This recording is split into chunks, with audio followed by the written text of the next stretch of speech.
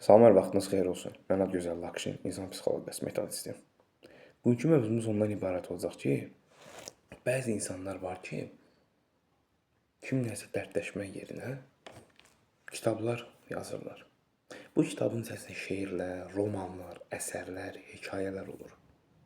Yarısı şəxsi həyatları ilə bağlı, yarısı gördükləri ilə, yaxud onu təəccüblü edəcək nələr haqqında yazıb yaradırlar. Və nəticə etibarıyla buradan belə bir şey meydana gəlir və məntiqə uyğundur, düşünsəniz. Həmin insanlar adətən kitab yolu ilə kimlərsə dərdləşirlər. Məsələn, oxuyursan, sanki kimsənin həyatını danışır və bir növ bu yazıcının həyatını oxucuya çatdırır.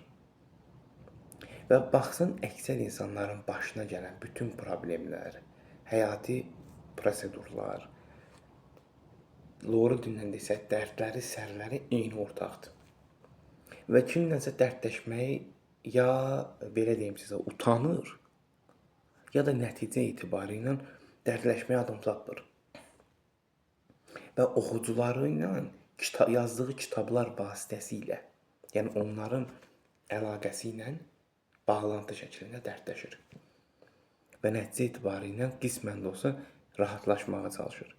Və oxucuların həyat hekayələri əksəriyyəti üst-üstə düşdüyü üçün problemlər, yaşanan çətinliklər və onları da rahatladır. Baxırsan, görürsən, Eminin başına gələn Əlin başına gəlib, Fidanın başına gələn Zəmlənin başına gəlib, məsələn. Və nəticə etibarı ilə insanlar bir-birlərinin oxşar xarakterlərini, çətinliklərini tapdıqda sanki dərdləşmiş kimi sayırlar.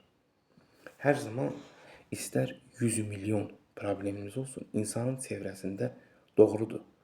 Hər insan çevrəsində bir yaxın insan olmur. Amma öz dərdini, sənini ictimai şəkildə danışa bilirsənsə, qınaq obyektindən narahat olmayaraq. Deməli, sən uğura, inkişafa doğru bir pillə artıma doğru yazın. Yox, əgər çəkinəcəksənsə, qorxaq olacaqsansa, qınaq obyekti kimi görünəcəksənsə, heç zaman inkişaf etməyəcəksən. Bu qədər. Suallarınız olduğu təqdirdə mesaj bölməsinə yaza bilərsiniz və ya şərh bölməsinə fikirlərinizi əlavə edə bilərsiniz. Seanslarımız əyani və onlayn şəkildə həyata keçirilir və hal-hazırda davam edir. Qoşula bilənlər müraciət edə bilərlər.